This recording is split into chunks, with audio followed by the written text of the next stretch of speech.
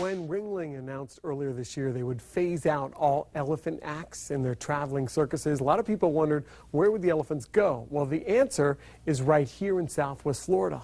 All new tonight, 4 in Your Corner's Brendan McLaughlin got a behind-the-scenes tour of the Polk City facility that's off limits to the public and now at the center of an animal rights debate. There's something surreal about seeing elephants instead of cows in the field, especially in Polk County. She was an entertainer and made a lot of kids happy, and now she's here. On our tour of the Ringling Center for Elephant Conservation, we met Mysore, a gentle giant nearly 70 years old, clearly an ambassador of goodwill.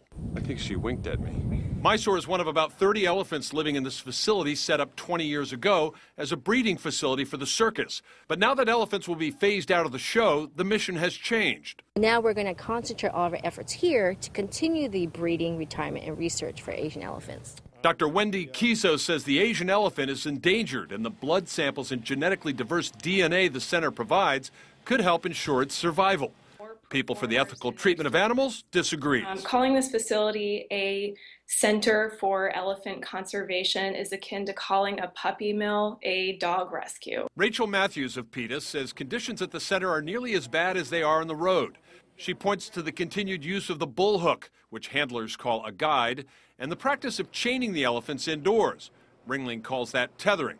It's profoundly distressing for elephants to be housed under these kinds of conditions.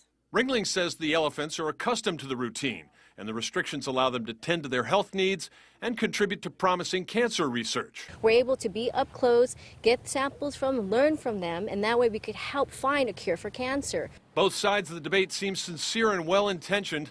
The Ringling facility is clean and well-staffed, but it's hard to square that with the confinement of these social, highly intelligent animals into small paddocks.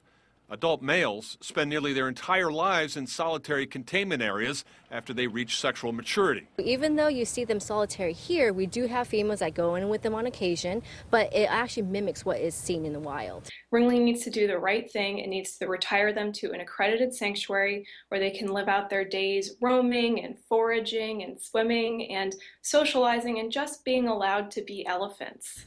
There are 2 sanctuaries in the U.S. that are about 10 times the size of that Ringling Center. They do no breeding, no research. Ringling has about 10 more elephants on the road that will be retired over the next 3 years.